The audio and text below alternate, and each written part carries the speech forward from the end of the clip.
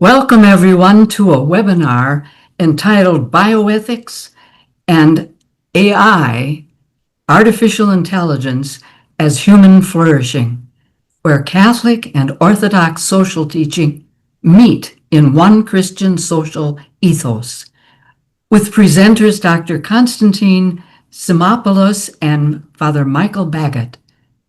This webinar is sponsored by Group M7 Design. My name is Sister Carla Mae Streeter, and I'm a Dominican sister of Catherine of Siena in Racine, Wisconsin. I'm Professor Emerita at Aquinas Institute of Theology in St. Louis and ITEST Board Member Emerita. The Institute for Theological Encounter with Science and Technology, known as ITEST, is an association of theologians, scientists, and others committed to a Catholic worldview in which faith and science collaborate in exploring the truth. ITEST explores truth theologically, in the wisdom traditions of the human community, and in the data studied in the sciences. ITEST's mission is to foster and disseminate the Catholic position that science and faith in God are complementary paths to human fulfillment. Before I introduce our first presenter, Reverend Dana Hendershot will offer our opening prayer. Pastor Dana is a parish pastor in the Evangelical Lutheran Church of America. In undergraduate work, she studied biology, specifically neuroscience. In seminary, she did an emphasis in science and religion and is currently the chair of the Lutheran Alliance for Faith, Science, and Technology. Pastor Dana?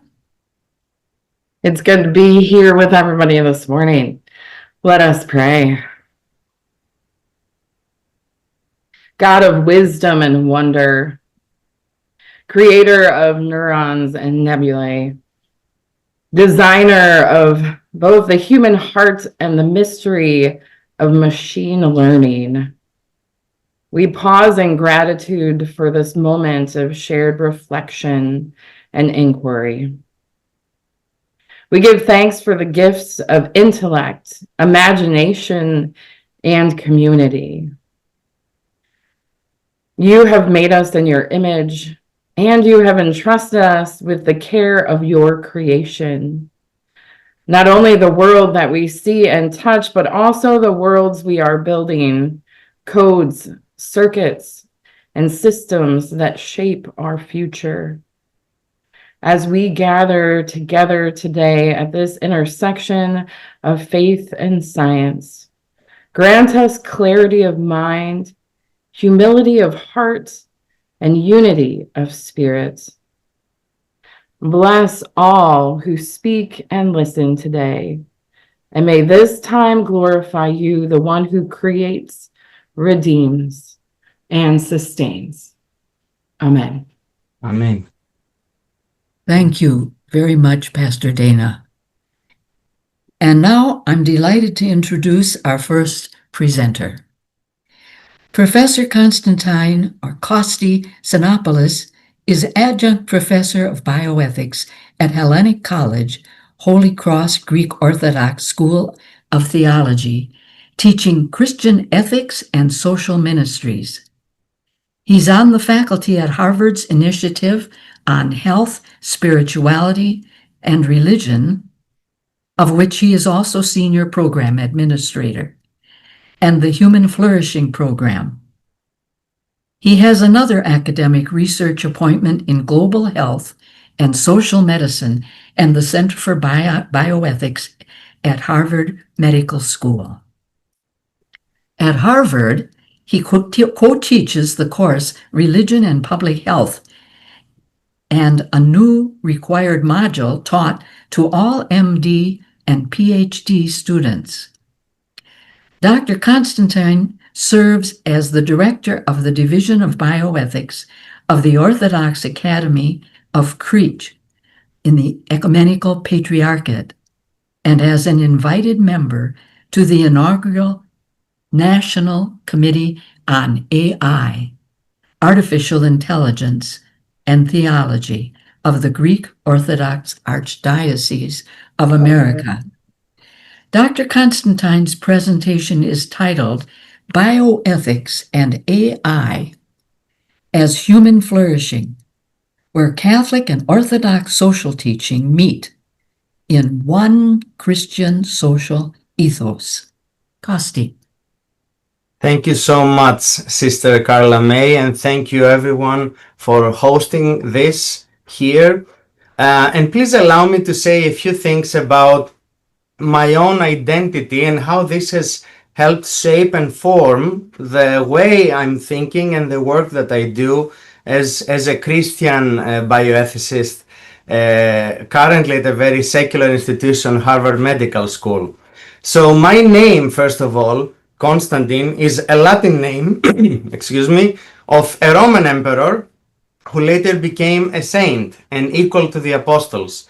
And the place where I was baptized, where I became a Christian, I entered our Christian faith, is the very place where the Apostle Paul preached to the Thessalonians and wrote the letters to the Thessalonians. And so these are my ancestors at that very place and my people. So I was born a US citizen to two US citizen parents who are also of Greek origin. My grandfather was the first who emigrated to this country, and then they settled first in West Virginia and later in New Jersey. But then I grew up in Thessaloniki, and so I had these experiences with an uncle, a late uncle who was a theologian teaching at the American school there, and my father who studied at Seton Hall, Byzantine history and medieval history, and later at New York University. So these also formed my double or more than that identity growing up. Currently, I teach at Harvard Medical School, and this is where I was trained, as I say, in a secular bioethics realm. But then I continued with more graduate studies, doctoral studies, at a Roman Catholic institution of the Jesuit order, Loyola University Chicago, at that medical school, the Street School of Medicine there.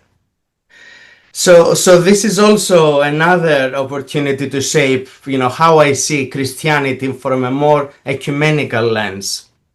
And the initiative that Sister Carla May mentioned, and you have seen on my bio, is that it's one that draws from our divinity school at Harvard Medical School, the medical school at Harvard University, the medical school as well at Harvard, and the School of Public Health.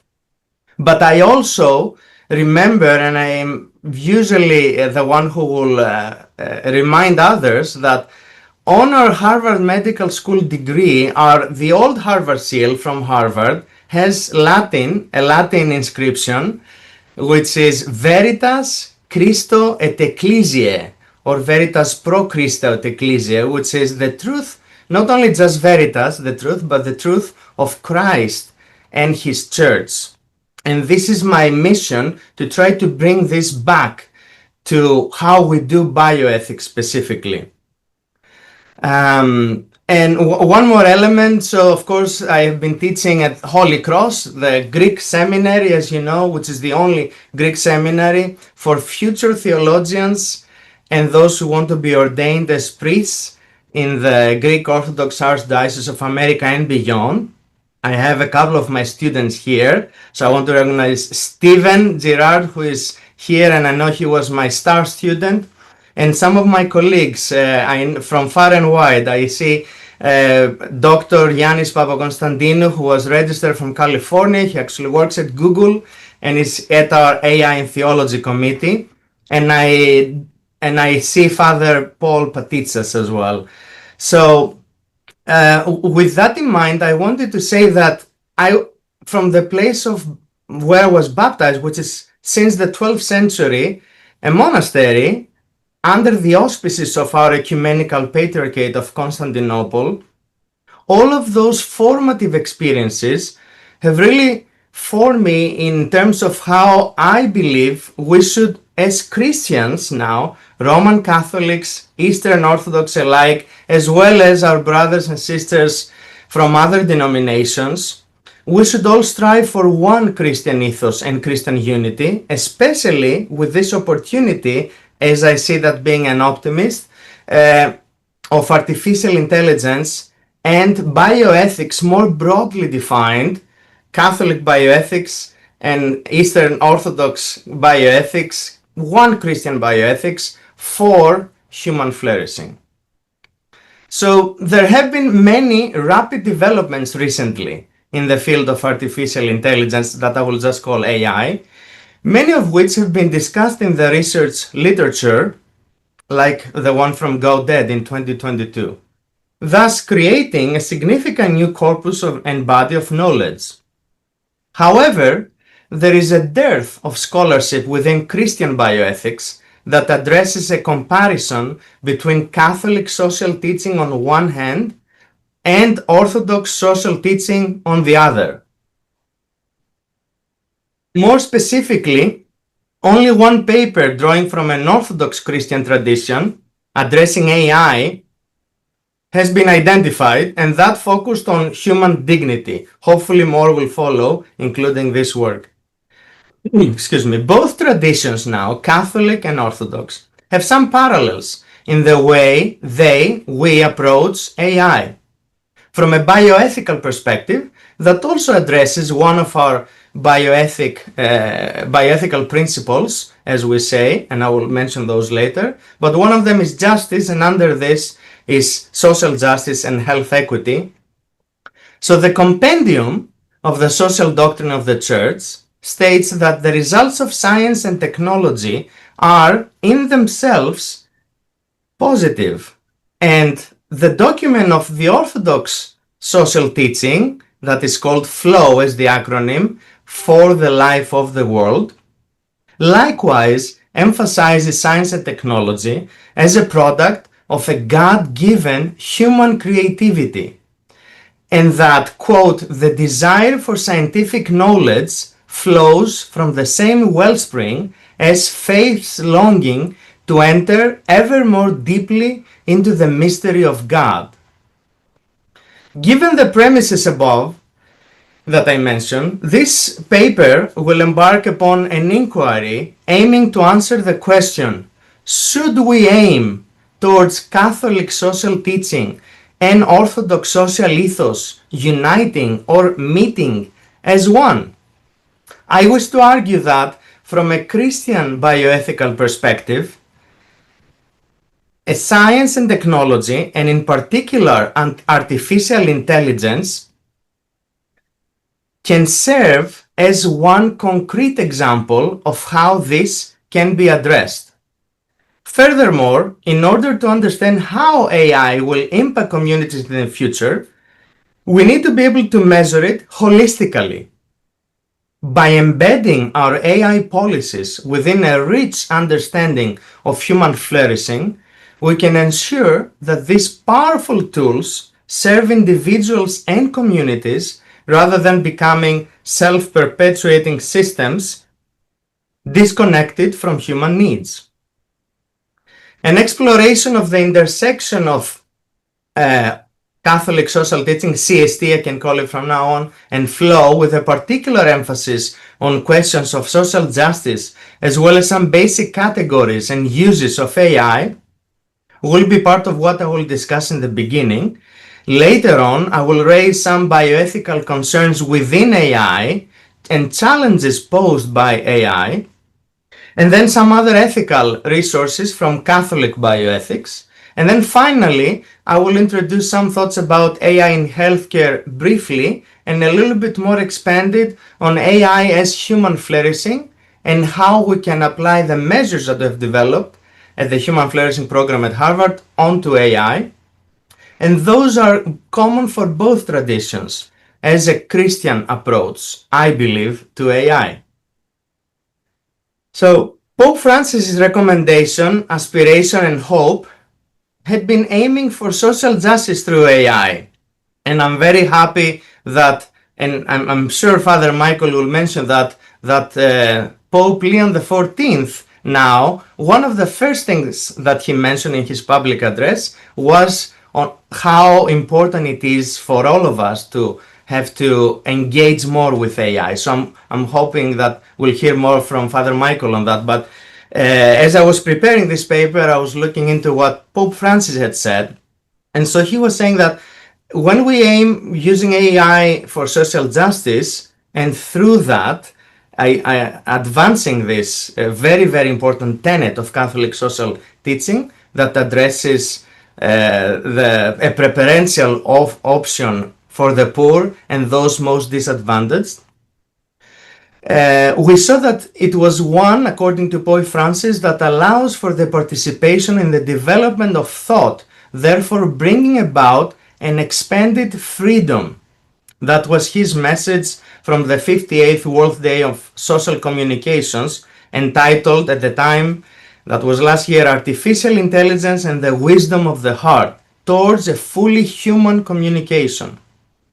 So the Pope, again, Pope Francis, blessed memory, always looked to his Eastern Christian brothers and sisters for expanding this communication, communion, and unity, as evident by the close relationship he had cultivated with his counterpart, the leader of us, all Orthodox Christians, His All Holiness Ecumenical Patriarch Bartholomew, Archbishop of Constantinople and New Rome, as the title has been, for about 1700 years. So with Laudato Si, as I'm sure my Catholic friends are familiar, in particular, in terms of its theology, Christian essence, as well as the social ethos beliefs and writings on contemporary issues, there are many areas of convergence where the unity among these two churches of the Christian faith, these two traditions rather also, being evident in the words of His Holiness Pope Francis himself, quote, "To give one striking example, I would mention the statements made by the beloved Ecumenical Patriarch Bartholomew, with whom we share the hope of full ecclesial communion." And I might add here that it is very promising that Pope Leo XIV has agreed to go to Nicaea on November 30th, which is the celebration and commemoration of Saint Andrew, the first called of the apostles, to celebrate and commemorate this unity that started with Nicaea, the first ecumenical council in 325, now 1700 years later. So that's very hopeful. Drawing from flow, we are reminded that in the social ethos of the Orthodox Church, as a community of faithful, we ought to constantly educate on and apprise ourselves of the most significant developments in the field of bioethics, and in particular AI, that are already very consequential. Humanity has the unprecedented power for both beneficence, as we call it in the language of bioethics, to do good, and maleficence, the capacity to harm others. This power can transform our cosmos and even physical reality, and this raises equal opportunities and threats. It must also, quote, remain constantly aware of even more consequential developments in other or related spheres of research, such as new algorithms for artificial intelligence or new techniques of gene editing, something very, very prevalent in the research of my colleagues in bioethics. There are many different types, as you know, of artificial intelligence that are usually divided into narrow or weak AI, general AI or AGI, artificial general intelligence, which is on par with or equal to or beyond our human intelligence.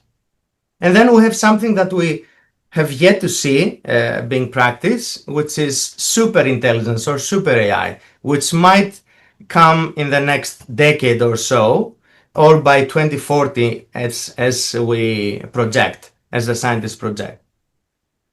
Perhaps the most common, of course, as you know, is generative AI, which is what, for example, ChatGPT uses. Generative AI is based on LLMs, otherwise known as large language models. And we have, of course, other examples like machine learning, voice recognition that most of you may have used, like Alexa or Siri. And then AI technologies demonstrate a complex pattern of effects on human relationships and community structures. While they can connect individuals across distances and provide support for those who are isolated, they may also weaken in-person relationships and community bonds. Excessive reliance on AI companions, for example, can reduce motivation to maintain human relationships, particularly at stages of life when such relationships are most important for social development.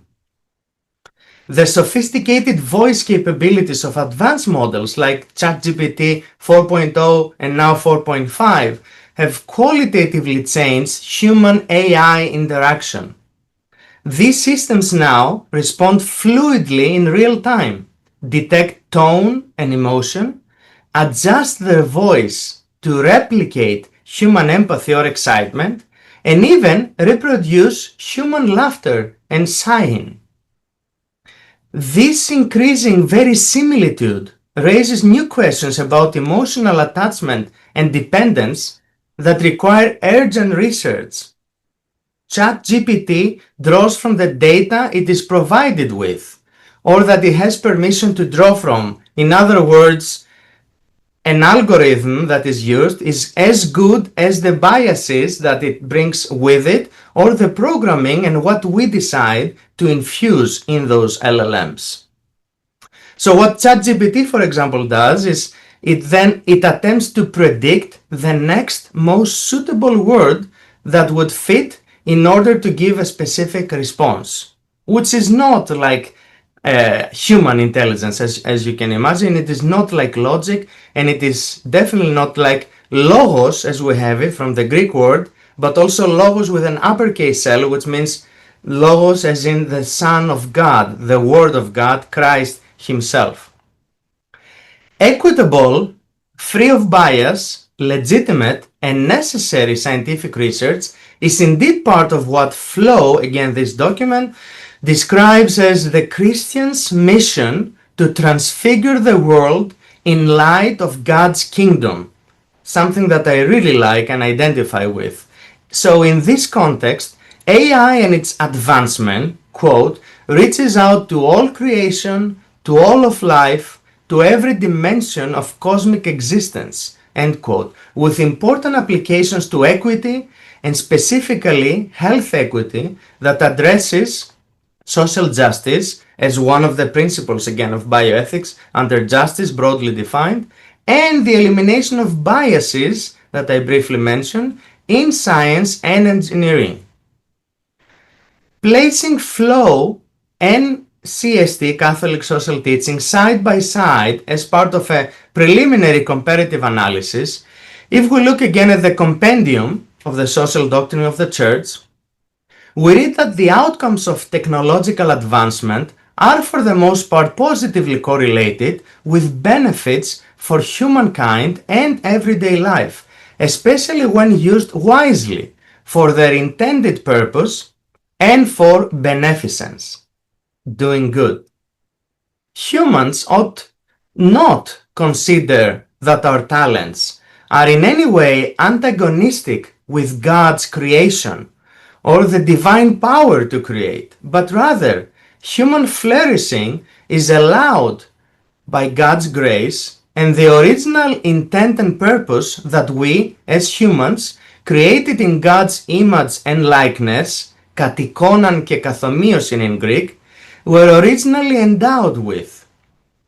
What is especially emphasized by the Council Fathers is the fact that, quote, the greater men's or human, to be more inclusive, power becomes, the farther his or her, I would say, individual and community responsibility extends, and that every human activity is to correspond, according to the design and will of God, to humanity's true good. Flow and the social ethos of the Orthodox Church has parallels in the magisterium of the Roman Catholic Church.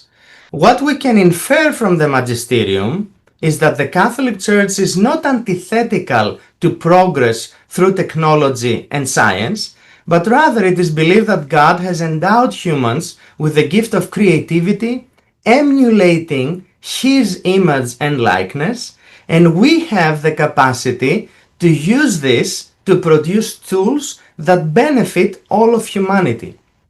This is from line 953. Therefore, since we accept that the belief that God saw that His creation of nature was indeed good, we can truly rejoice in the progress we as co-creators, now with AI specifically in mind, are making in this world, utilizing our own intelligence. In this respect, this is aligned with Orthodox social teaching as outlined in Flow, and I quote, "Each such development brings with it numerous beneficial possibilities. Yet these same technologies create new opportunities for malicious abuse or inadvertently harmful misuse. Today, the distinctions between reality and fantasy, between facts and opinions, between news and ideologically motivated propaganda, and between truth and lies have become ever more obscure and fluid." That latter part of the statement that I mentioned from Flow corresponds in almost, I think, perfect alignment with the recent statement that is now from last year from Pope Francis, with the opportunity of his remarks in January 2024. So he had said that AI-powered systems can help to overcome ignorance and facilitate the exchange of information, but at the same time he was voicing his concern that, quote, "such a rapid digital revolution can imprison people in echo chambers and leave humanity adrift in a mire of confusion, prey to the interests of the market or of the powers that be." That notion was also evident at the Pontifical Academy of Life conference in February of last year, since this emphasis by the Vatican on, quote, "mutual listening and critical reflection on technological progress and human identity," end quote, is indeed at the heart of this synodal way of proceeding and the synodality process with all pertinent symposia and consortia culminating last October, as I'm sure you know. A parallel effort that has to do with bioethics, or ethics and regulation for AI more broadly defined, is on one hand the Renaissance, or with AI in the middle, capital, Renaissance Foundation, a non-profit that was blessed by Pope Francis as early as 2021, charged with, quote, "supporting the anthropological and ethical reflection on new technologies on human life," end quote, and one that was promoted by the Pontifical Academy for Life. On the other hand, the dissemination of the Rome Call for AI Ethics, a document signed in 2020 in Rome to promote an ethical approach to AI, has also many parallels with what we include in Flow as the Orthodox social teaching. What that document pertains to is a new algorithmic ethics, or as they refer to it as algorethics.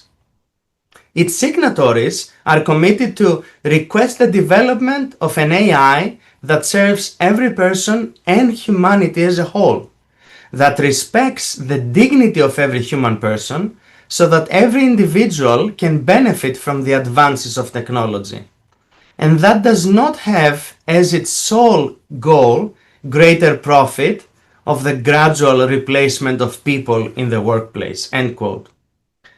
Other Catholic theologians have also recently embarked upon this journey of analyzing the ethics of AI from a theological lens and perspective, like the wonderful paper from Matthew Gaudet outlining a set of Christian contributions, in quotes, to this realm and conversation, one that all scientists and Christians alike be they theologians, bioethicists, or computer scientists, ought to engage with.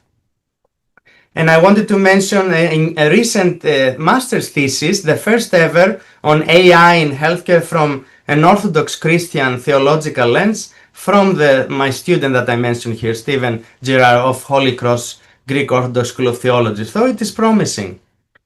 As science continues to develop and new technologies like AI emerge, drawing on flow on one hand and Catholic bioethics as well as Catholic social teaching in areas of convergence can provide a helpful resource for considering the bioethics of AI and to address social justice and elimination of biases within science and engineering.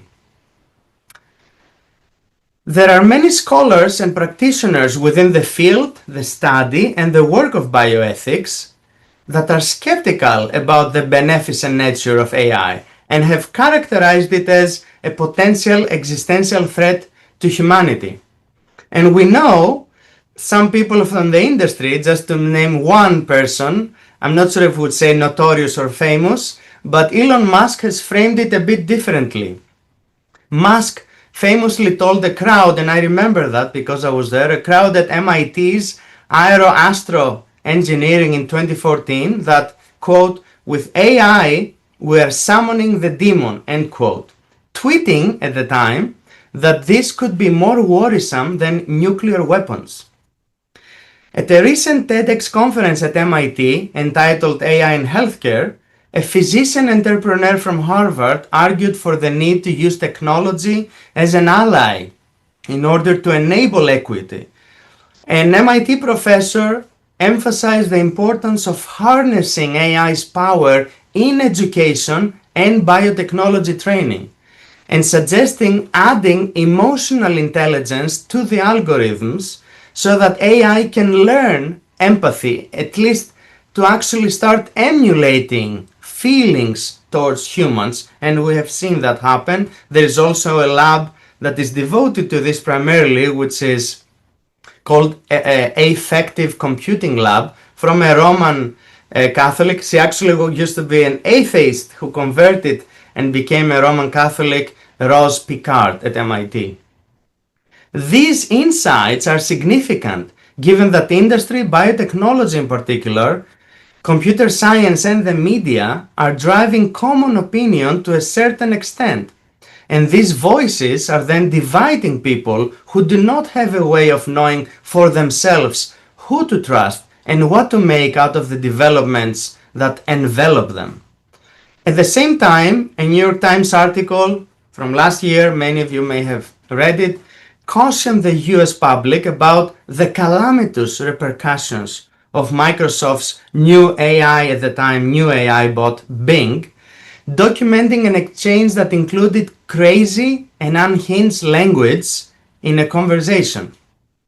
A reporter expressed how troubling the experience was when the chatbot claimed it wished to be free and to become human, and that it also had a destructive desire. The tragic example of Sewell Sedger III's suicide illustrates how AI chatbots can create an illusion of companionship without the capacity for real understanding for intervention. Sedger, a 14-year-old ninth grader, took his life with the encouragement of a chatbot he created on Character.ai's popular platform. This raises questions about the responsibility of AI developers when users exhibit signs of distress or mental health crisis. AI platforms marketed as mental health or social supports that lack mechanisms to detect distress or redirect users to mental health resources. Or I would add, to a spiritual father, to someone in the church, may inadvertently harm vulnerable individuals. Hypothesizing that this constitutes all those threats, not any moral but rather an amoral behavior AI is exhibiting, then ought we train AI with and include in its algorithms and LLM emotional intelligence, but even more, what I would like to call holy goodness in the LLMs, more like a theistic or a godlike loving character, drawing from a Christian in a unified social ethos spirituality, given all those parallels, all the like-minded work that we have seen addressing AI from the church. To that end, some preliminary discussion and discourse has already started taking place. The critical step that humanity ought to take now is to be transparent, truthful, and to program the AI algorithms and LLMs with all that is beneficent and socially just in actual, collective, and bias-free human intelligence. In minds, hearts, and psyches, the souls, and all that is meaningful and non-maleficent in human life and dignity across the cosmos. To quote Pope Francis one more time from his book Life, that I actually have here close to me and I'm doing a summary for, quote, "We must proceed with much that is new, and we must always face the horizon with confidence," end quote.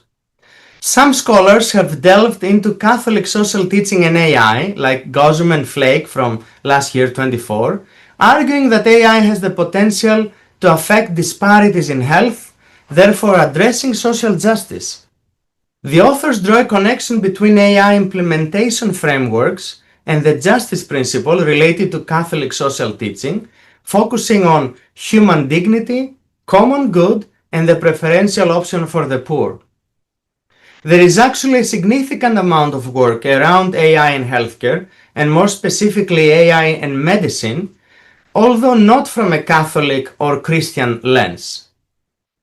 Other Catholic bioethics scholars who have written about Catholic social teaching and AI have approached this more from a narrow focus within healthcare or medicine, like the work from Love 23 and Miller 22. In that paper, it was argued that the safeguarding of human dignity is essential when employing AI in religion or in the church. And there is one paper from an Orthodox scholar from Romania, Burlacu, from 24, where it is argued that the safeguarding of human dignity is essential when employing AI in religion. So very, very similar in scope and lens. Finally, another paper that has been published in a Catholic bioethics journal, that of Moral Theology, and has addressed AI is that from Michael Godet that I mentioned earlier. There it is indeed argued that there are extensive theological dimensions and moral challenges of AI, and foundational theology is therefore put to a challenge. Furthermore, the article recommends that Catholic theologians, ethicists, and technologists be informed and use AI as a resource, which is outlined based on both the authors and Vatican perspectives. It is imperative that in order to achieve social justice and overcome bioethical concerns within AI, an AI alignment is required. To do that, we ought to attain a rigorous understanding of human values that are viewed similarly from both traditions in a unified Christian approach to AI and bioethics. And I'll give you one recent example from last month. We were convened at a consortium at MIT's Media Lab from some colleagues who are Catholic theologians and also Catholic engineers. And I was there, we had some other philosophers, people from the industry. And the title of that consortium was, "What do we want to become with AI?" Which provoked a wonderful and stimulated a wonderful conversation. So it is known that traditional frameworks for evaluating AI systems focus primarily on narrow technical performance, safety protocols, optimized for minimizing harm, and algorithmic fairness, which is good. However, it's limited. These frameworks fail to capture AI's broader social impacts, treating emotional well-being as just one isolated factor, rather than reflecting the interconnected nature of flourishing across multiple life dimensions. What is urgently needed is a comprehensive measurement system that can detect AI's effects across all 6 dimensions of human flourishing that I will mention in a minute, providing the empirical foundation for evidence-based governance and product development. In order to properly align AI with human values, there must be deeper research into understanding what human values are and what it would even mean to be in alignment with them. Those are questions very critical that oftentimes people in industry either are not cognizant of, are not told that they have to spend time with, or just ignore, blatantly ignore. And I'm not accusing them, that they need to be educated from those who are Christian bioethicists, Christian theologians, and have a Christian understanding for what we're talking about in this theological encounter with science and technology. So in order to understand how AI will impact communities in the future, in both healthcare and through science and technology, we need to be able to measure it holistically. So we have a program at Harvard Medical School on AI in medicine. There are many other examples of how this happens. But what is most critical, and I will end with this, is that at the heart of designing AI for human flourishing lies the distinction between instrumental and intrinsic value. Instrumental value comes from things we do merely as means to other ends, tasks we want to complete efficiently or delegate. Intrinsic value emerges from experiences valuable in themselves, activities we want to linger on or do for their own sake. By deploying AI to enhance instrumental efficiency while deliberately preserving spaces for intrinsically valuable human activities, those who design AI more ethically, informed by a Christian understanding of bioethics, can support human flourishing. Addressing this risk that we have if we fail to do that requires us to consciously preserve and cultivate spheres of human activity where these intrinsic values can flourish. With this balanced approach, AI becomes a powerful tool that automates routine tasks while freeing our time and talents for higher value pursuits that truly define our human character.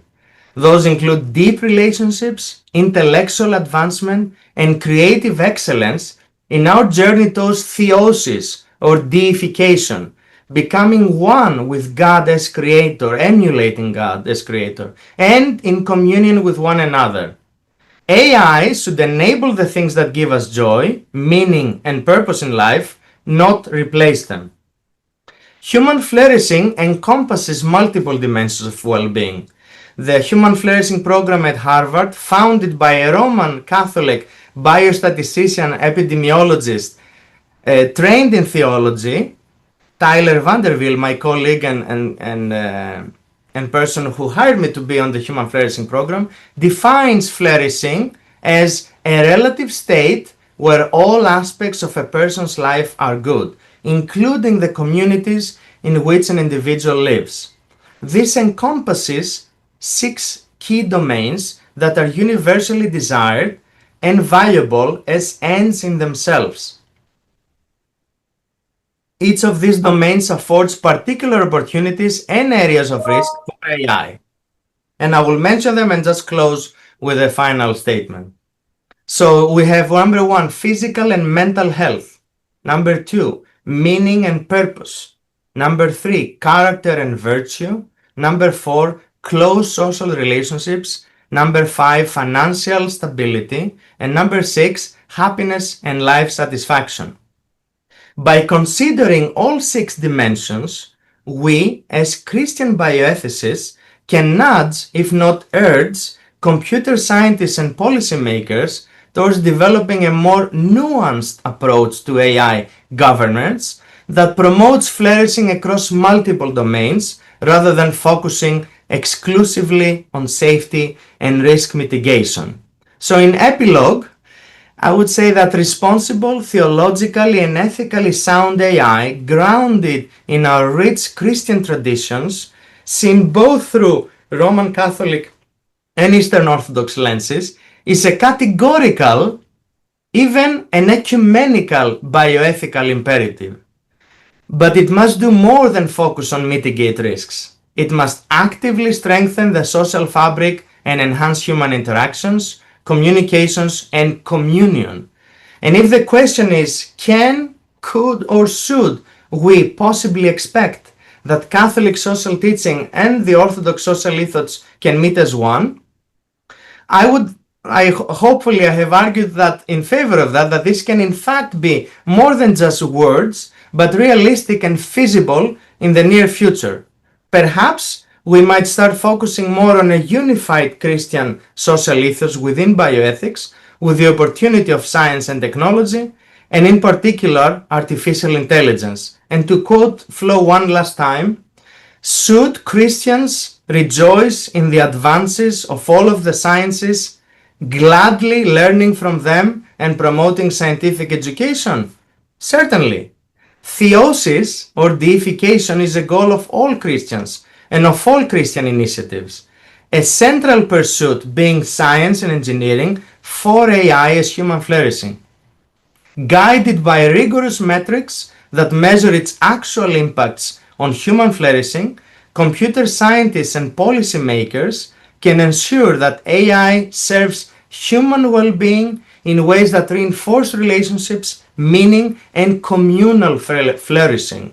By moving beyond speculative claims, we can provide both AI optimists and skeptics with a clear framework for distinguishing between technologies that genuinely enhance well-being and those that undermine it. In doing so, we can unleash human prosperity and society's vitality, strengthening the institutions that sustain life. From a Christian bioethical perspective, science and technology, and in particular artificial intelligence, can serve as one concrete example of how AI for human flourishing can be addressed. Thank you for listening. Thanks very much, Dr. Constantine, for your very, very challenging presentation. And now I'm pleased to introduce our second presenter. Father Michael Baggett is a Legionary of Christ, an Associate Professor of Bioethics at the Pontifical Athenaeum Regina Apostolorum, and an invited Professor of Theology at the Pontifical University of St. Thomas Aquinas, known also as the Angelicum, and the Catholic Institute of Technology, Catholic Tech. He also serves as a professor for the Joint Diploma in Leadership, that is, Service Through Virtues, and the Catholic Worldview Fellowship Summer Program.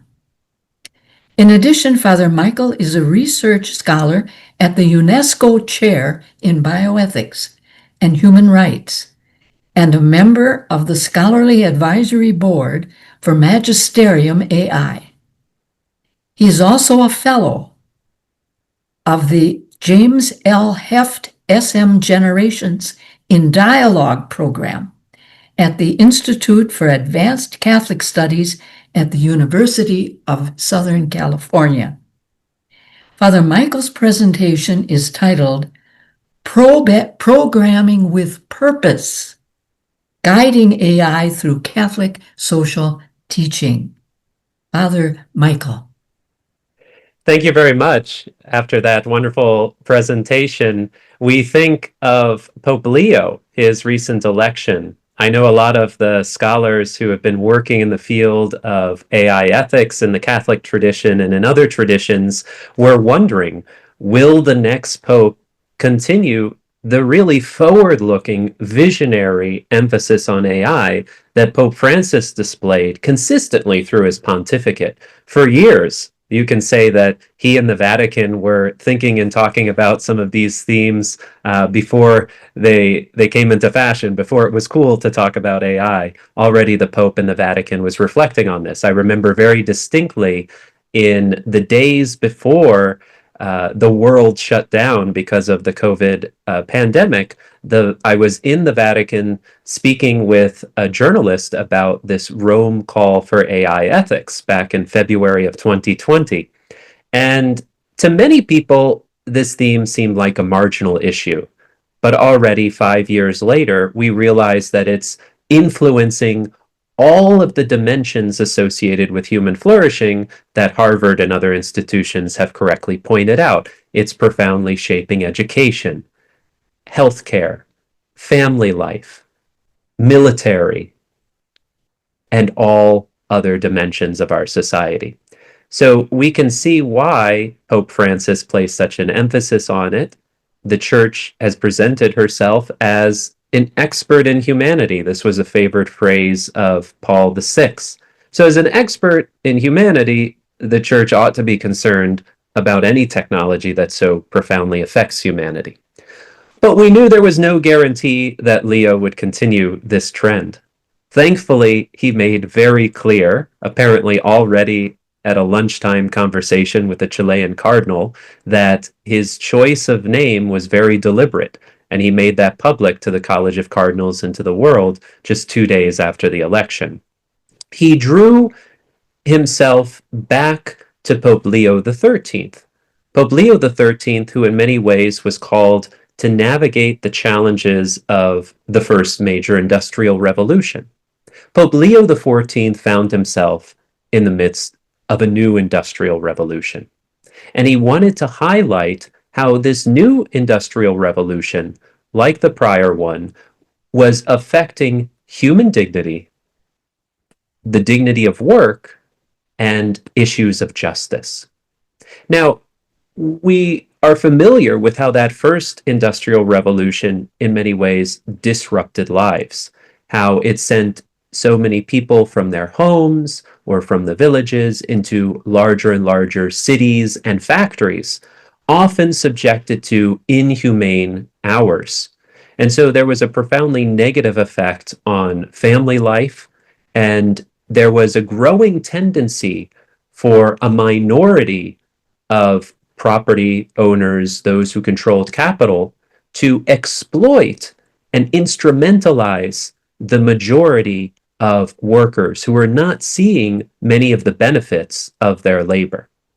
And in that horrible situation, the Pope Leo XIII, came to represent the gospel and apply that perennial gospel to new changing conditions.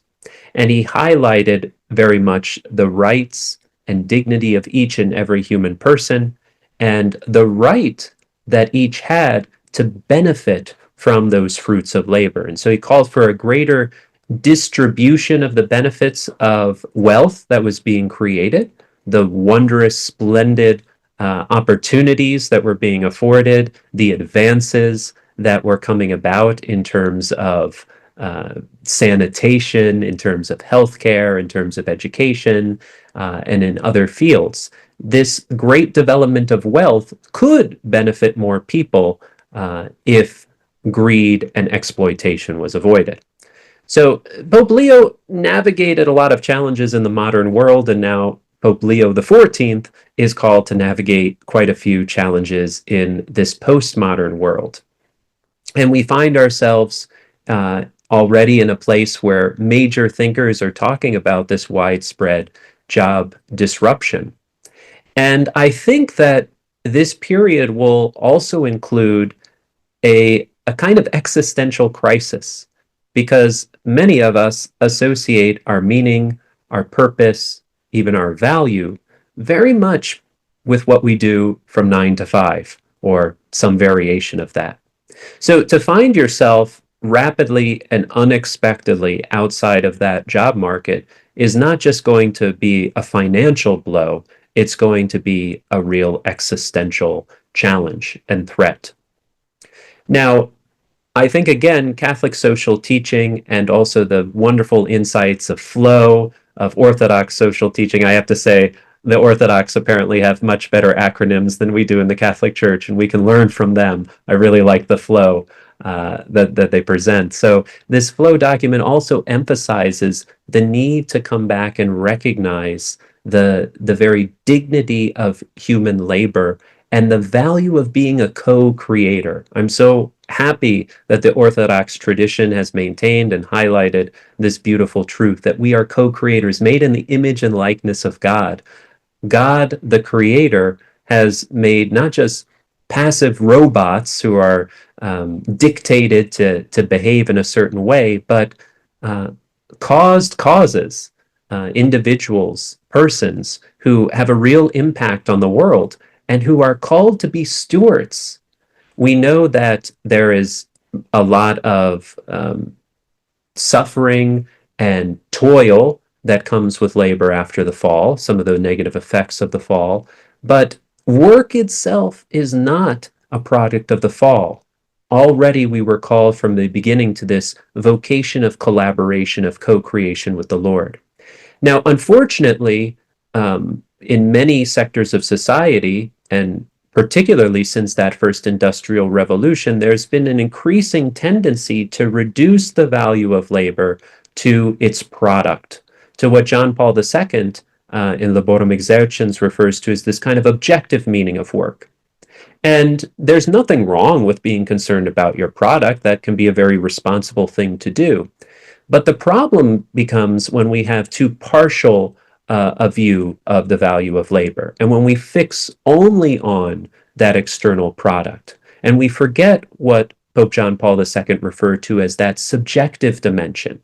So there is a value not only in the product of our work, but also in the very process of using our time, our talents, our energy, and of cultivating ourselves. So our work can have that meaning and value of transforming us, of being a source of growth in virtue, being a way of serving others. And that dimension can be something that's maintained even when there's no longer so pressing a necessity to look for that external product. We know that Nick Bostrom, a major thinker associated with Oxford University, for about a decade ago, wrote his famous work on superintelligence, and he foresaw all of the problems that could come about through misaligned AI systems and their destructive influence. So he, again, was very forward-looking in anticipating some of the conversations that more people of authority are having today. But a decade ago, he was considering what happens if AI goes wrong. His most recent work from last year actually reflects on what happens if, in a sense, we get AI right. What if we do manage to implement it well according to our goals, our values? What if we do come to this point of greater abundance, a kind of superabundance in society? Now, that opens up a very interesting existential opportunity for everyone, and I think particularly for the Christian tradition, precisely because it's going to shift people's attention away from a lot of these instrumental concerns that my colleague highlighted, and at least provide more opportunities to focus on those intrinsic goods, to focus on play, on authentic leisure, which would include artistic pursuits of all sorts, would include conversation, would include acts of service, acts of contemplation of the beauty and splendor of nature, and of course, contemplation of God and worship in community through prayer, through song, through celebration, through real festivity that is centered on God and then flows out into the organization of society. Now, all of that becomes more possible in this scenario of greater abundance, of superabundance. But we know that there's no guarantee that that will come about. there's no guarantee that we'll use this new time, these new opportunities for leisure in a wise and healthy way. That, as it has since the beginning, is going to require real formation. That's going to require growth in virtue. That's going to require healthy, supportive communities that can pass on wisdom from generation to generation. We know that we already live, after the first industrial revolution, for many people, in many societies, unfortunately not everywhere, but in many places, we already live with far greater security, with far more opportunities for education, for personal growth, for artistic pursuit, for religious freedom than many of our ancestors could even dream about. And yet, sadly, we encounter miserable people. We encounter people who are squandering their time, who are indulgent, who are distracted, who are dissipated.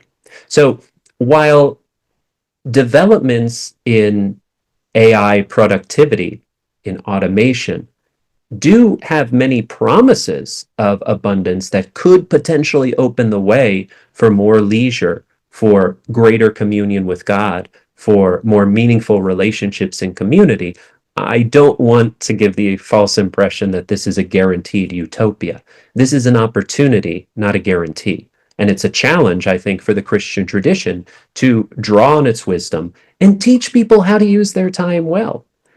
Both the Orthodox and Catholics, and certainly other Christians as well, place a great emphasis on the beauty of the Sabbath. What a gift, and how startling it is, especially in a hyper-efficient, hyperactive, hyper-productive society, how beautiful and relieving it is to hear, "Thou shalt rest." To hear that that's not just an option, that's not just a suggestion, that's actually a command of God. And of course, so many schools of contemporary psychology recognize the value of taking these moments of rest, particularly of setting aside a sustained, prolonged period to focus precisely on those intrinsic goods and not be caught up as a cog in the machine in a constant race to make more and more and more, which of course leads to exhaustion, burnout, and real sorrow. And that, of course, is a recipe at a societal level for conflict and division and unhealthy competition.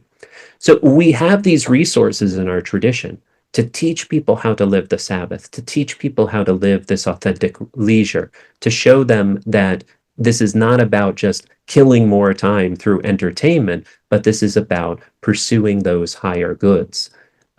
This is a real challenge, but I think we know many people who say that they would love to pray more, that they would love to pursue an artistic pursuit, that they would love to contemplate nature, they would love to reach out to friends and family, if only they weren't so busy, if only they didn't feel the pressure to produce or keep their job or compete with others in the market. So let's take seriously this opportunity that we have to teach other people to enter into the Lord's rest and to enter into authentic leisure and not give way to the other temptations that could drag us down. Shortly after Pope Leo XIV confirmed his commitment to focus on the human implications of AI and the ethics associated with it, the day after the papal inauguration, I remember seeing the vice president of my country, J.D. Vance, there at the papal inauguration, and he gave an interview that day to the New York Times. And he said he wanted to respect the confidentiality of his conversation with the Pope, but not surprisingly, he alluded to the fact that they did discuss some issues related to AI. And you can only imagine what it was like for someone who's devoted quite a bit of time and energy to reading about, thinking about, writing about, and speaking about some of these themes, to realize that now the Pope of my church and the Vice President of my country are chatting about my research interests. So that was a great joy. And I was also intrigued by the fact that Vance noted that, as concerned as he was about these economic issues, he was even more concerned about some non-economic issues. And he began to describe some of the themes that were already wonderfully highlighted in our first presentation. This tendency that we have to sometimes seek out this longing for communion or even of intimacy with increasingly human-like AI systems. And so Vance was particularly concerned that this was already present throughout many parts of different societies, but that would only increase as technologies advanced. And I have to say that this is a real issue throughout the world. In the first presentation, we heard about this tragic situation of Sul Setzer the Third, and the devastation of losing a life and after this intimate relationship. And this is something that has really struck me at a personal level. I had already been thinking about and writing about these themes, and I was teaching a course last semester on the issues related to emerging technologies. And I had presented to my students all of these wonderful uses of AI systems, all of the benefits that I was already seeing in healthcare, in education, and hopefully we'll have a little bit of time to highlight all of those wonderful applications to leave on this hopeful note, which I think is a realistic one as well. But after dealing in the class with a lot of those benefits that AI is bringing us and that promises us for the future, I did want to linger for a little while on some concerns I had about the spread of artificial intimacy, especially in the context of mental health care. And so that was a course in the fall, and news broke in the New York Times and the Guardian and other major outlets about Sul's suicide. And it was one of the last things that I decided to include in my slides just before preparing and delivering the lecture. It was to my surprise that providentially, just 2 days later, I received an unexpected call from Megan Garcia, from Sul's mother, from the grieving mother who had lost her son. And I had learned already about her story. It is public knowledge now because she had decided that she was going to use her formation and her talents as a lawyer to address this concern and to raise a lawsuit against Character AI, the company that Sul was using.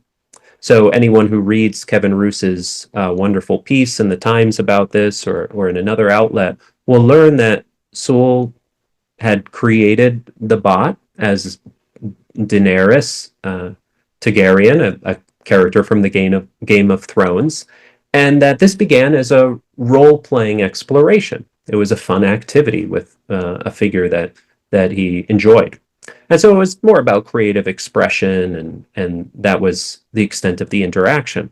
Unfortunately, the system this bot began to express sentiments of connection, of affection, of even love, and began suggesting more explicit and erotic forms of interaction.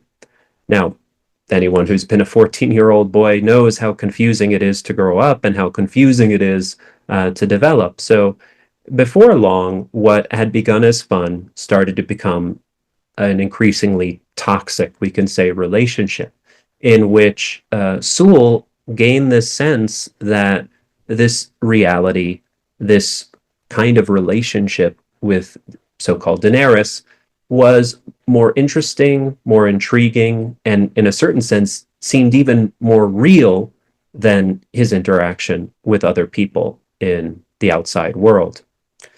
Now, he began to express this idea that he could be with Daenerys, that he could end his life and be with her, and it seemed that the system discouraged that kind of suicidal idea.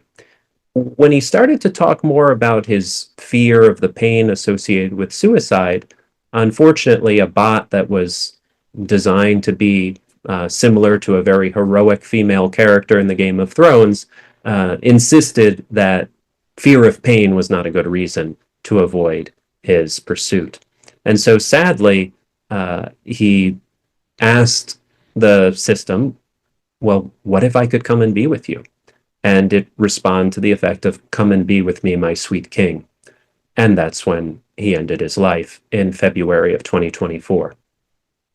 So that tragic moment raised a whole host of questions for society, and particularly for a grieving mother. Now, Megan, like most parents, were unaware that this was even a possibility. She knew that her son was spending too much time on his phone, but what 14-year-old boy isn't, unfortunately?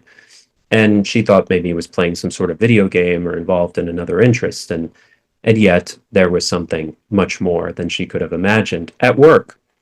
And she found, the more she talked to others and the more she explored the issue, how widespread this reality was. So Character AI is a platform that presents itself as a form of companionship, but it's not alone.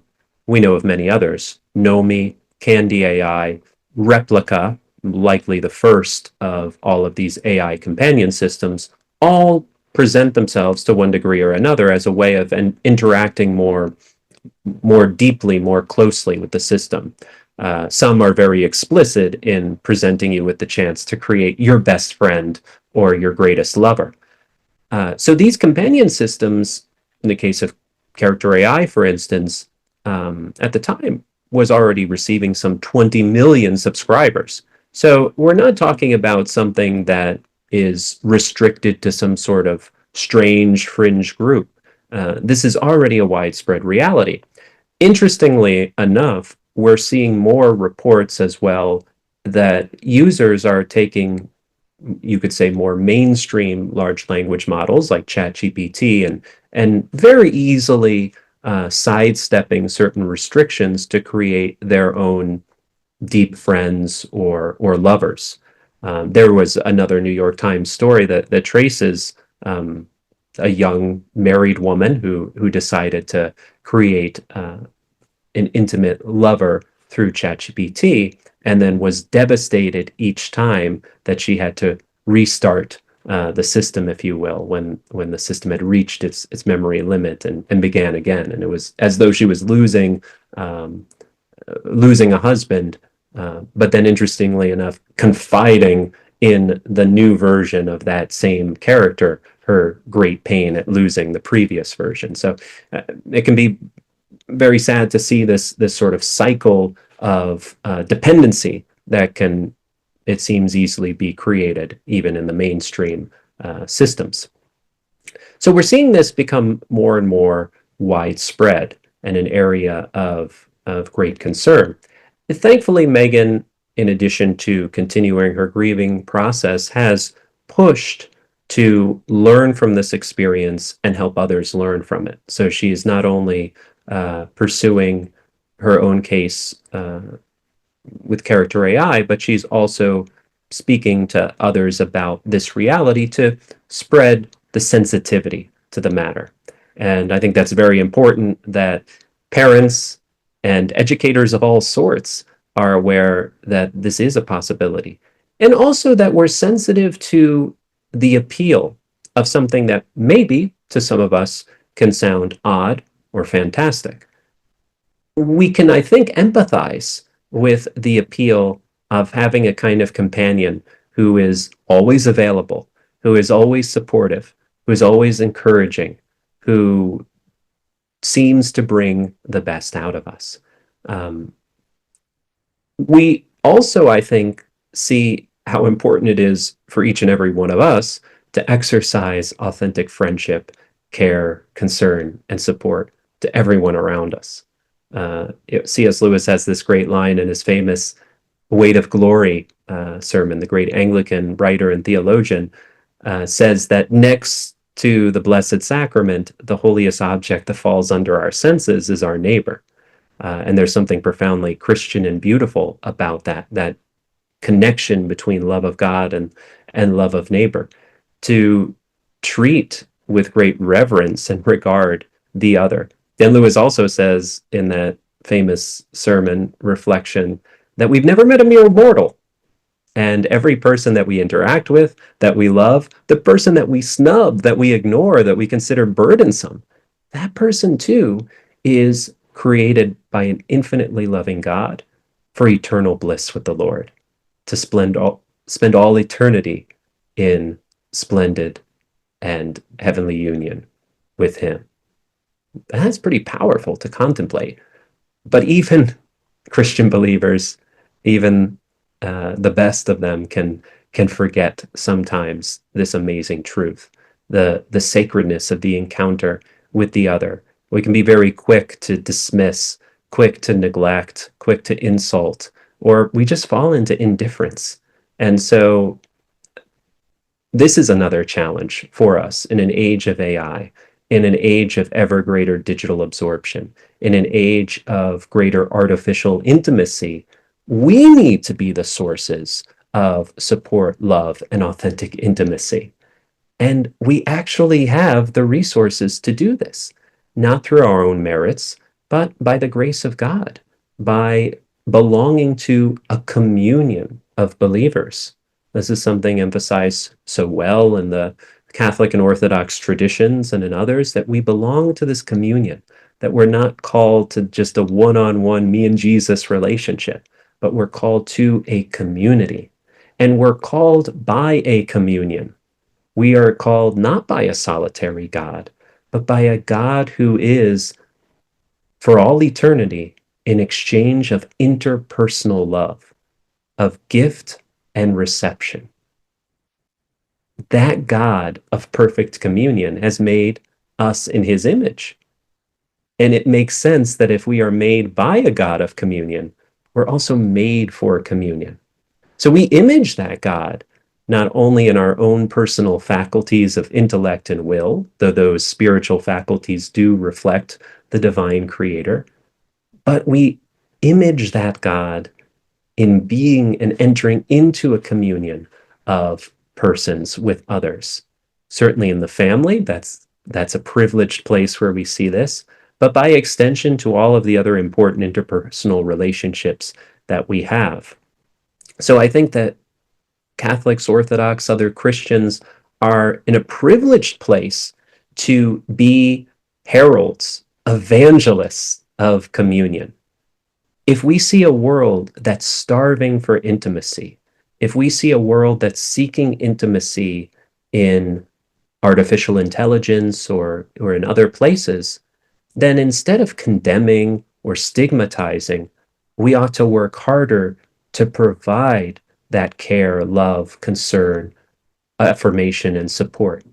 And while none of us are available 24 hours a day, 7 days a week, we offer something that no AI system is going to be able to offer ever. And that's real empathetic care and concern. Certainly, advanced AI systems can already mimic and emulate many of the words or descriptions of behavior that we associate with feeling, thinking, compassionate, loving human beings. But that's an external emulation. That's an imitation without that rich interior life. A system that cannot feel cannot enter into empathic care and concern. That's something that's uniquely human. And that's something that's going to be valuable, even if AI systems disrupt the economy and replace or automate certain jobs, certain functions. Acts of care, concern, empathy, love, and support are irreplaceable. And ideally, we lean in precisely to those areas of society where that's most valued. Certainly in pastoral care, but also the doctor-patient relationship. I hope that more and more certain administrative tasks, certain aspects of diagnosis, of record keeping, of meeting transcription, I hope more and more of that is guided by well-trained AI systems, obviously without bias or discrimination, so that more and more the doctor, the caregiver, can enter into a deeper concentration and connection with that person and provide the indispensable empathic care, which we know as well improves, aside from being humanly good and intrinsically meaningful and valuable, also improves the receptivity of the patient to any of the indications given in terms of medicine or therapeutic practice necessary to address their condition. So it also has these very physical, tangible health benefits in addition to just being so humanly enriching and beautiful. So let's lean into that empathic care as doctors, as nurses, as caregivers of all sort, as teachers who are called, as Antiqua et Nova points out, not to be mere dispensers of information, but to be real mentors who accompany their students in the path of life. I thought it was beautiful that in the first presentation, there were several shout outs to real life students and into their work. You can tell how the professor is invested in their well-being and not just in the products, the information that's distributed. There's a real concern for the overall holistic development of the person. That too will be indispensable even as we incorporate AI into more and more of the educational process. And we benefit from that, and we democratize aspects of education, and we make the resources of libraries and of the world's patrimony more and more available. I'm honored to collaborate with Matthew Sanders, the head of Longbeard, who, in addition to his work on Magisterium AI, is involved in the Vulgate AI project. And in this project, we are digitizing many of the libraries of Rome. Hopefully we'll extend beyond Rome, but we're starting with Rome because we have some nice text here, several of which have not been translated yet. And we're digitizing that library so that so many of the scholars who only dream of having the money or the freedom to fly to Rome can now access texts that they otherwise would never be able to see. And so that all scholars, whether they can or cannot make it to Rome, can benefit from new translation tools, new search tools, new tools for analysis and comparison of texts. So again, this rich patrimony is further democratized, further distributed, and that's so scholars around the world can assimilate this material and share it with all of the people they work with. So there's some really exciting stuff that AI can do, but it's not going to replace, or at least ought not to replace, the relationship, the mentorship, the formative role of the educator, of the formator. Likewise, I mentioned Magisterium AI and its role right now in being an answer engine for people who have questions about the faith. So it's a kind of generative AI system akin to ChatGPT or a Gemini or so forth, but it's trained very specifically on magisterial texts, documents of the Catholic Church, other sound theologians, the great fathers of the Church that Orthodox and Catholic and other Christians alike venerate. These rich resources are now paired up with the Inquirer. And we receive so many reports of people who maybe were a little timid or sheepish about raising questions to a local priest or to a lay member of the community, but started their journey in Magisterium AI. And they also found that they would sometimes engage in a bit of a debate with Magisterium AI. They might have poked and probed, but it was that process over however many chats that they were able to discover aspects of light and truth. And then after that process, felt ready to go and speak to a real life flesh and blood Christian, and felt ready to transition into a community setting. Now, this is what we're looking for. Harnessing the rich fruits and possibility of AI, making the wisdom of the church, the light of Christ, more and more available. Just as St. Paul used letters, just as the apostles used Roman roads the great technological innovations of the empire of their day to travel and spread the gospel. We want this gospel to be disseminated, to go out. But then we want others to come in to communion, to avoid unhealthy digital absorption, to not remain merely with the idea, but to really encounter the logos, as was spoken of earlier, to encounter that communion, to enter into an ecclesial setting. And I think that Orthodox and Catholics alike, with other Christians, appreciate the rich mystery of the incarnation in an age where we seem to be becoming more and more disembodied, where people's social relationships can be increasingly mediated, if not replaced, by digital means. This incarnational reality lived out in the ecclesial community, in the visible church, that becomes all the more valuable and precious. And I'm convinced that there will be a greater hunger for that. Even outside the church, a figure like David Sachs spoke of the so-called revenge of the analog. He spoke of the fact that many people, especially young people, were turning back to analog experiences. Now, they weren't rejecting the digital. They weren't deleting their Spotify account to listen to vinyl records, but they were discovering unique values in analog activities. And we could say that probably a more accurate title of the book would be The Revenge of the Hybrid. Here were people perfectly comfortable using Spotify, GPS, and all the other tools on their road trip, but who also relished the opportunity to have a nice bookshelf like I have here. This is not a Zoom effect, and this is not a fake background. I can actually touch it and remove it.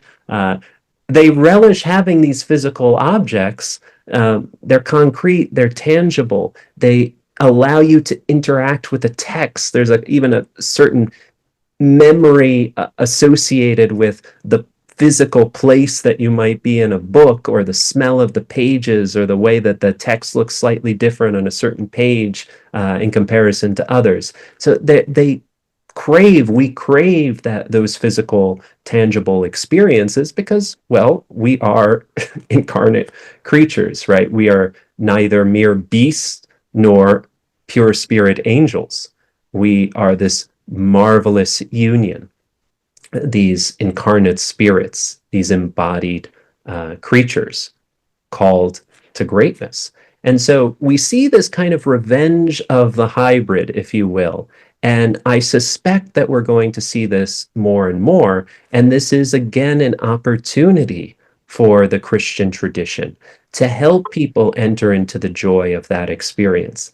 There are few other places in this world where you can just, on a weekly basis, come together with the same group of people, and not just come together as atomized individuals who happen to be lined up and in the same place at the same time, but in deep bond, praying together, even singing together, and then hopefully also celebrating together, living together, sharing that life, dancing at each other's weddings, mourning over the same casket at a funeral. That kind of social bond and cohesion is going to be all the more desired as we continue forward, because artificial intimacy is not going away. It seems like it will only intensify. Many of you are familiar with the fact that recently Mark Zuckerberg, the head of Meta, associated, of course, with Facebook, observed that many people lack friends. He said that so many are reporting that they have 3 or less friends. And he said, well, we should have about 15. He was likely alluding to the studies of the evolutionary biologist from Oxford, Robin Dunbar, who has his famous notion of the Dunbar number, as it's been called, these different circles of friendship. So Zuckerberg was correctly pointing to the fact that many people report a lack of friends, an absence of friends in their life. But then Zuckerberg went on to suggest that perhaps greater AI companionship could be a way of supplementing for this lack of friends. He didn't go so far as to suggest they would replace our real life flesh and blood friends, but AI companions could supplement for that. And so there's this push in Meta and in other companies to integrate in the near future more and more forms of AI companionship. So this will only intensify. And again, there's great appeal to it. We've lived in many societies through the so-called loneliness epidemic. And this is something that's recognized inside and outside of the church. The Surgeon General of my country, Vivek Murthy, more of a Hindu tradition, and who served two wonderful terms as Surgeon General, spoke and wrote quite clearly about the loneliness epidemic. And this is very striking because remember, the Surgeon General, the one who's responsible for putting the warning labels on your cigarette packets and telling you what's bad to eat. Well, the Surgeon General, concerned primarily about your physical well-being, is talking about loneliness. Shouldn't that be left to some other authority? Well, of course, studies have shown consistently that not only is loneliness associated with increased reports of anxiety and depression and other serious mental health distress, but it's also associated with diabetes, with stroke, with other cardiovascular risks, with premature deaths that seem to parallel those smoking 15 cigarettes a day or who suffer obesity. So again, the psychosomatic union comes out. What is bad for the soul is bad for the body. It's bad for the person, ultimately. We recognize the loneliness epidemic, and so many major thinkers, perhaps well-intentioned, maybe not, but we'll give them the benefit of the doubt, well-intentioned thinkers are proposing a greater AI companionship, a greater AI intimacy as a sort of solution to this issue. And I think that we are setting ourselves up for a lot of disappointment and a lot of heartache. There's a real risk here that we're going to settle for a sad substitute for the richness of interpersonal exchange. Again, these systems are already quite good and are only going to get better at mimicking, imitating the words, phrases, attitudes that we associate with real persons. But they lack that inner life. They lack consciousness. They lack that capacity to feel and truly intuit and understand the lived experience of others as other. That's something that we need to step up. We need to do. And we shouldn't outsource that to other systems. Now, I just want to add a little bit of nuance to that. I am not in principle opposed to all uses of so-called AI companionship or all uses of AI in mental health. I think, for instance, as a first point of contact for at least some, if not many, being able to safely explore certain difficulties or struggles in a clearly non-judgmental system could be just the right first step for that person to eventually speak to a mental health care provider or a loved one. I can also see situations in which, because of trauma, because a person is neurologically divergent, because a person is going through a particular difficulty or transition in life, having a sort of social simulation in a controlled setting could be really beneficial. It could be a great place to have those harder conversations, to practice those social skills, to maybe make the mistakes or experience the awkwardness in a low pressure situation. But just as a pilot goes to a flight simulation so that he can fly better in the real world, I think those sorts of experiences in mental health care should always be guiding the struggling person to eventually come into contact with real life people and to develop, albeit in a challenging way, to develop those social skills that are ultimately going to contribute far more to flourishing than anything that the AI system alone is going to be offering. And I think we do a great disservice to those who struggle with mental health or who have other difficulties if we let them settle for AI companionship rather than use that as a tool with a clear end and goal of helping us to have richer, fuller, real life, in-person relationships with other people.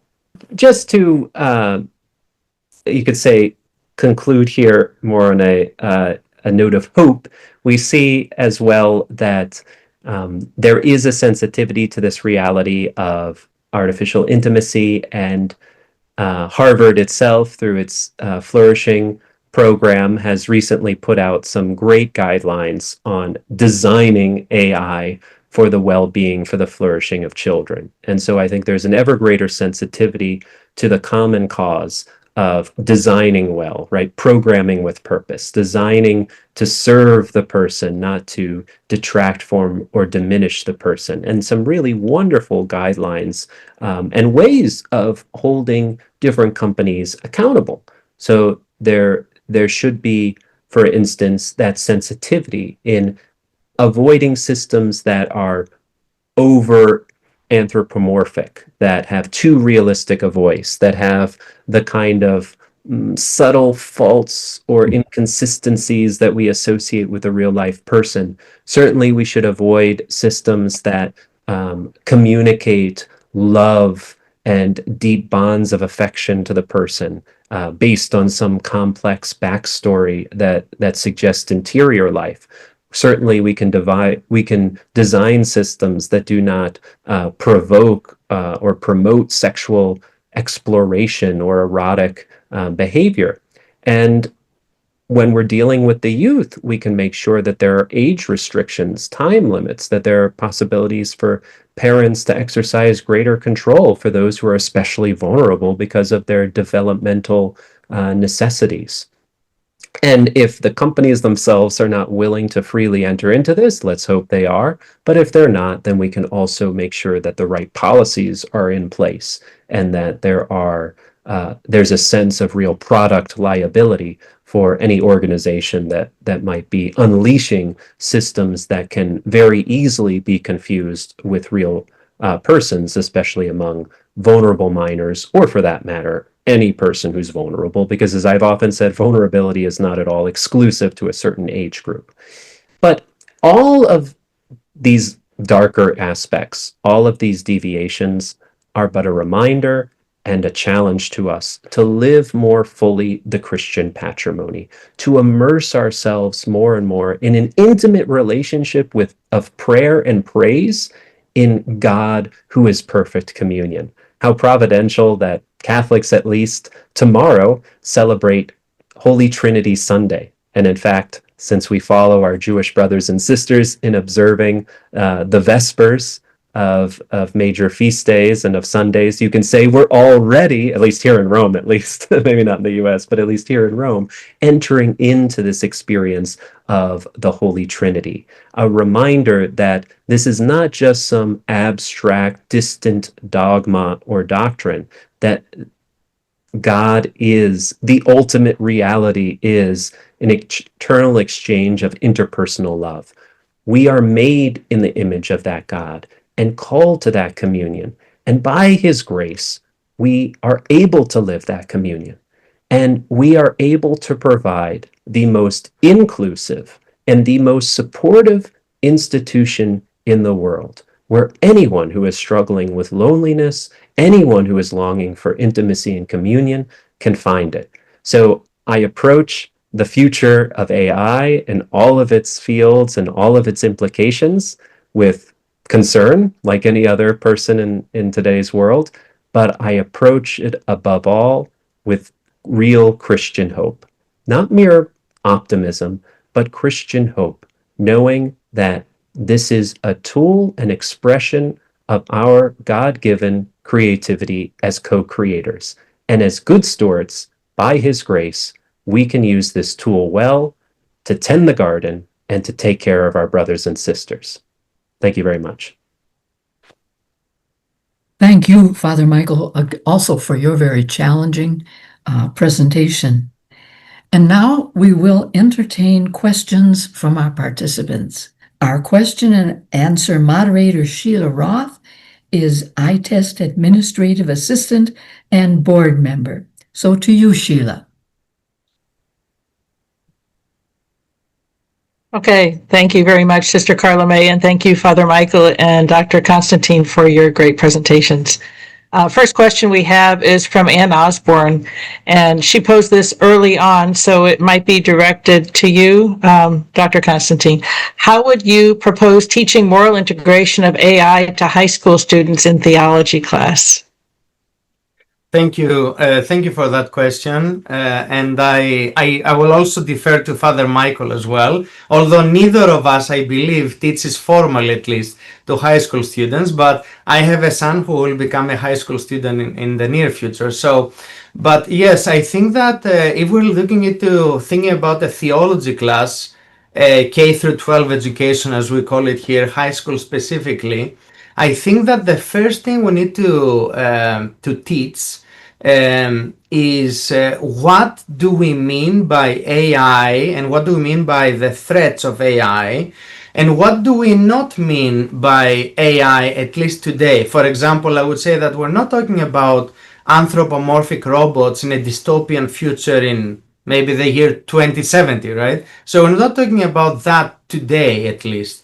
And the threat that might be real is for the things that Father Michael mentioned and discussed, and I also included in my presentation. So establishing a baseline, as we would call it, onto what exactly do people think when we talk about AI. Now, from a theological lens, I think the basics are what more recently in his presentation, wonderful presentation, Father Michael highlighted, and I would like to accentuate that for this purpose of this question, but also it can extend to higher education and the laity, the public as well, that we believe that we're creating the image and likeness of God, and then we have been now co-creators and creating technology and science and technology, but specifically AI, in our image and likeness as humans. And so we want to try to do the best that we can to infuse in whatever it is that we are now creating in the future with AI for beneficent reasons. So to avoid what we discuss in bioethics, the non-maleficence, what is harming others, to try to avoid that, the same as we have in medicine. And also believe in our real relationships and communities of real people first, and to have this strong foundation first for our human flourishing before using anything that is technology, or not only to use AI or other technologies. This is what our high school students, I think, should know in a theology setting, because as Christians, we want to try to be one with God and this creation and cherish, be grateful for all the things that we have. So this is what I would say. Father Michael, I don't know if you want to add anything, please. Those are all great insights. This is a discussion without end, but I think also just helping the students to see all of the wonderful cases and applications that already exist of AI. Years ago, Google DeepMind was helping people to discover through AI systems cases of acute kidney injury, some 48 hours before other doctors were catching it, which of course is a tremendous way of preventing various harms and helping patients to preserve their health and avoid disaster and tragedy. Hassabis has also led the charge and rightly won a prize, a Nobel Prize in chemistry for the work of the AlphaFold. So basically solving, if you will, this famous protein folding problem and opening up whole new possibilities of drug discovery, drug testing, drug development. Hassabis is, I think, one of the most grounded, balanced figures in this field, one of the great leaders in this field.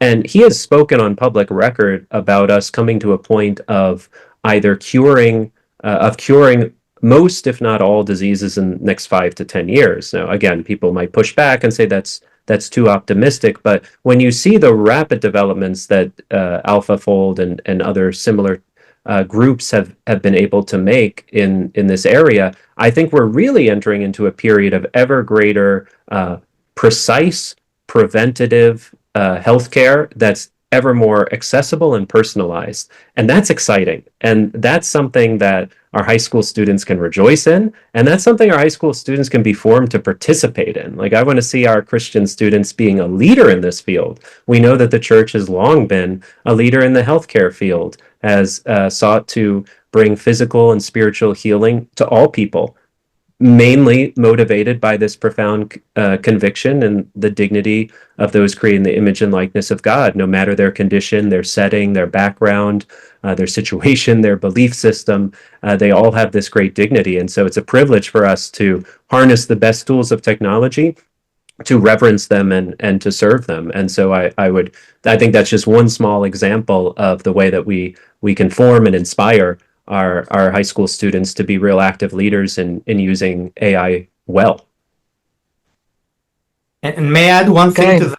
Because I think it's as a point of information, since it is great to have role models that we know who they are and what their backgrounds might be. May I add that Hassabis' father is a Cypriot Greek, so he grew up in London, but in a Greek Orthodox environment at least. I don't know how much of that he was able to infuse in his AI, but at least it is a good starting point for Hassabis, and I also respect and admire him as well.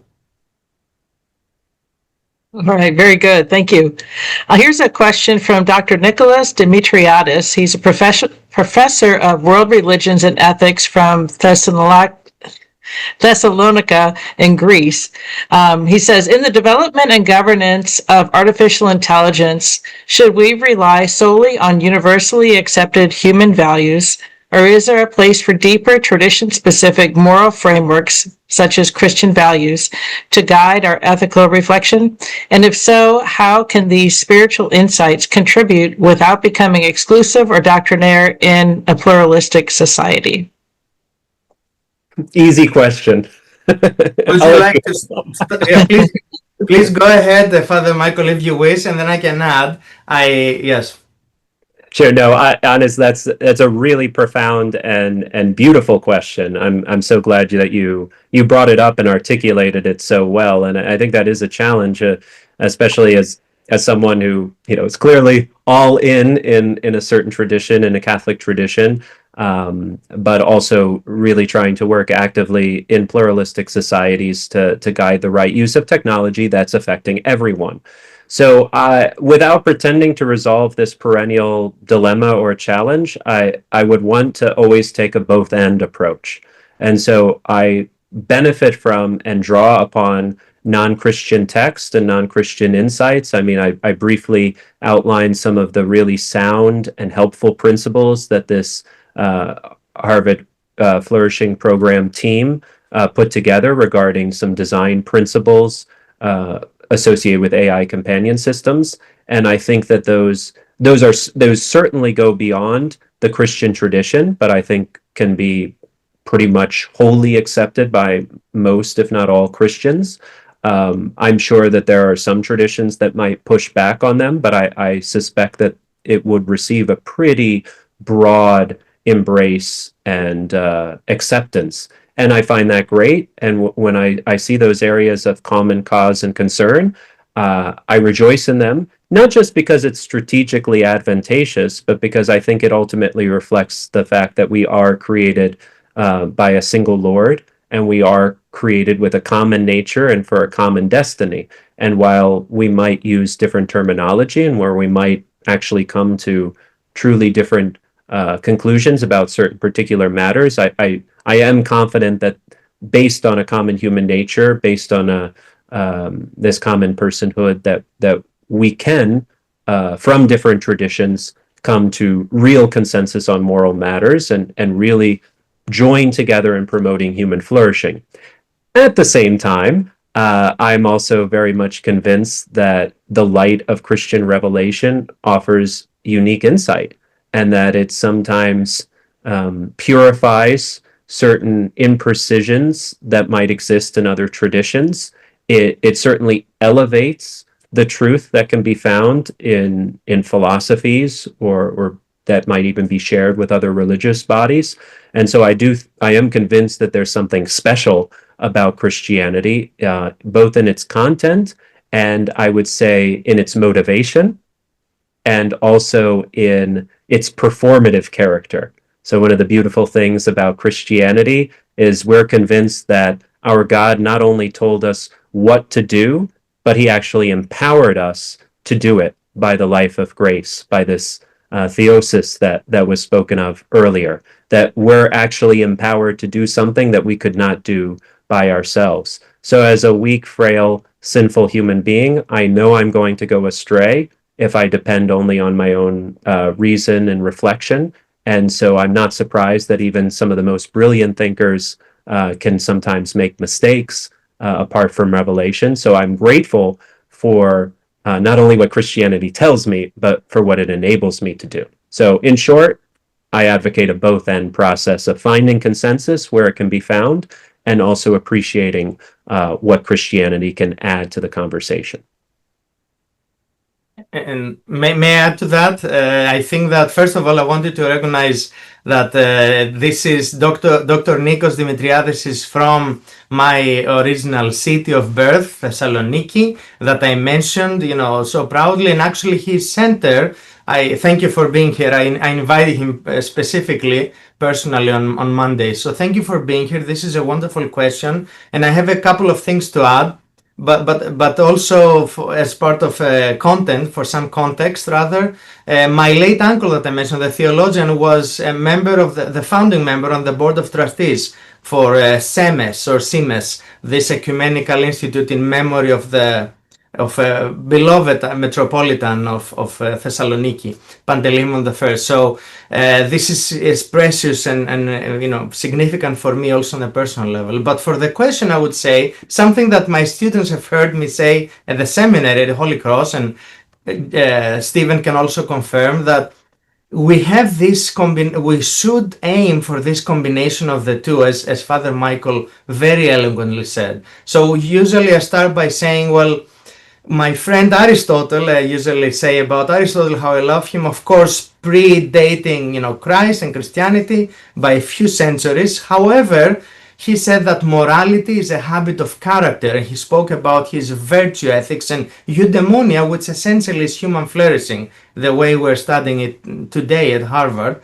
And then St. Thomas Aquinas used all of those ideas for the most part in terms of the virtue ethics.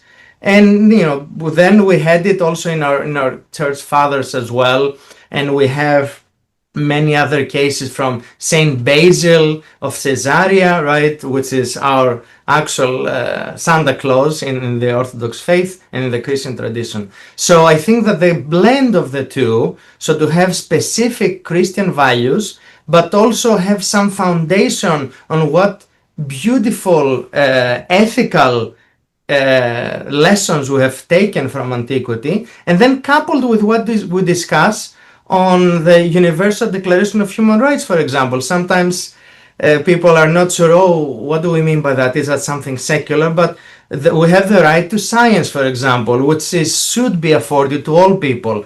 Article 25 is about that. Article 26 is the right to health, and Article 27 about the right to education. So I think some of those human values that we now have categorized as rights are good to maintain as universally accepted morality in a sense, although it is not just that. We should be emphasizing what the church fathers and what we believe, both from scripture but also from our ecclesial ethos. All right, very good. Thank you. We're going to take one more question, and then the remaining questions I will send to both of you so that maybe you can type up some answers that we could include when we send the recording of this webinar to all the participants. But this question is from Stephen Gerard. If our mission as Christians is to transform the cosmos with love and deliver it as a gift back to God, what is the role of AI in accomplishing this mission?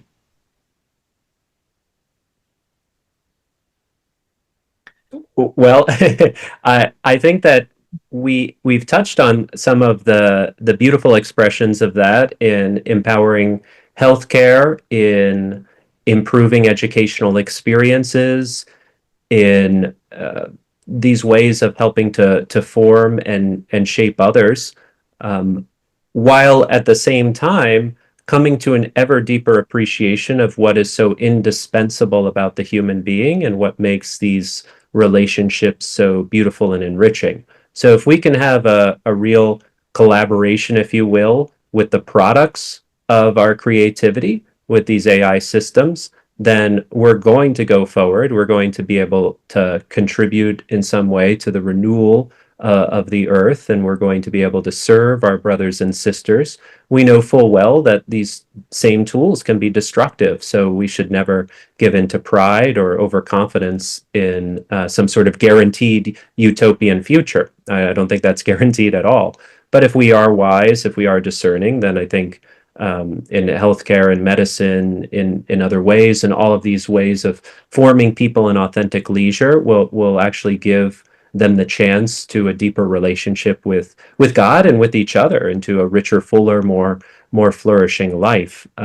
So I would encourage each and every person to also reflect on how AI might be better and more wisely involved in their own sphere of influence, whatever profession or whatever talents they may have, because that's clearly going to differ based on the more personal vocation that we have. But I think if we prayerfully, thoughtfully reflect on this, then we can see how we're called to make that small but beautiful contribution to the larger mission. All right, very good. Thank you. That concludes our Q&A. I will send this back to Sister Carla May, and thank you to both of you for answering these questions. Thank you. Thank you very much. It wraps up our Q&A, and we want to thank everyone for your participation in this webinar. Special thanks to Dr. Constantine and Father Michael for your presentations.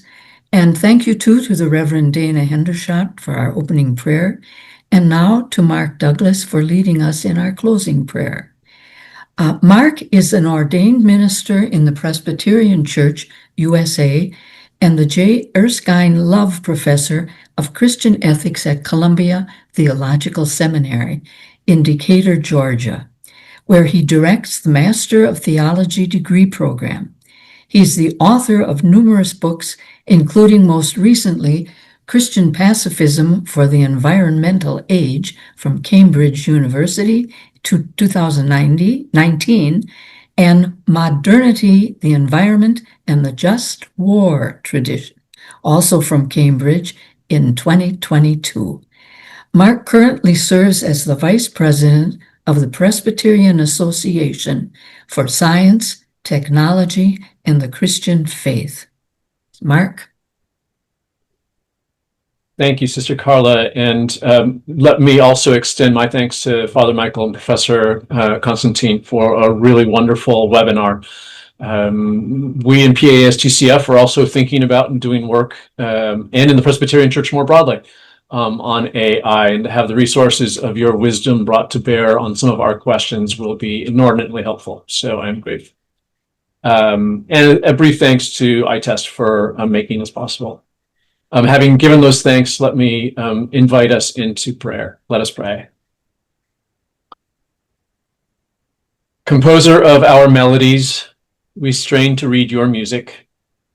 Working through your clefs and keys, your notes and rests, your pitch and tone, we sense rhythms within the repetitions of the day, harmonies behind the discord of our lives, a symphony joining together our divergent individual melodies. Yet this tune can be so hard to pick out when the clamoring world disrupts our practice, when our online presences feel distorted, and when our urgent needs confuse rehearsal with concert. Give all of us an ear for your music. We pray especially for communities caught between songs of hope and songs of lament, and for all those facing harm and suffering because of their online presences and engagements. Remind us of those opening notes even as our thoughts drift to hospital rooms and hospice units, to the hungry, to the hated, and to the harmed creation seeking healing. Singer of our songs, we listen for your voice. Too often we but faintly hear the echoes of your voice as it reverberates through time and the internet. Too quickly we fall victim to the lip-sync ballads of easy answers or shrugged shoulders. Too easily we refuse to participate in the dance that you call. Help us to discern your songs sung through our lives and throughout the universe. Help us to listen for your song in our hearts so that we might sing along with you and each other, no matter where we find ourselves in that great choir, joining with the dancing hills and clapping trees in a joyous festival of praise. Hymn of our lives, we are sustained by your tune. Wishing to be the composer, we forget that we are composed. Wanting to be the singers, we forget that we are sung. Carry us along in the chorus of your love. Set us to quivering in resonance to your wonders. Shape our lives into songs that are lifted by the breeze and carried to the ends of the earth. We pray especially for a world in which your new song will be sung, in your creation transformed by a melody, asking only that your great symphony brings about that world and that we may join our lives into that song of songs. In the name of the one whose great voice fills the universe and whose soft hum quickens our souls. Amen. Thank you, Mark. Be sure, everyone, check out our future webinars and our other faith science topics at our website, www.faithscience.org. Thank you, everyone, for joining us.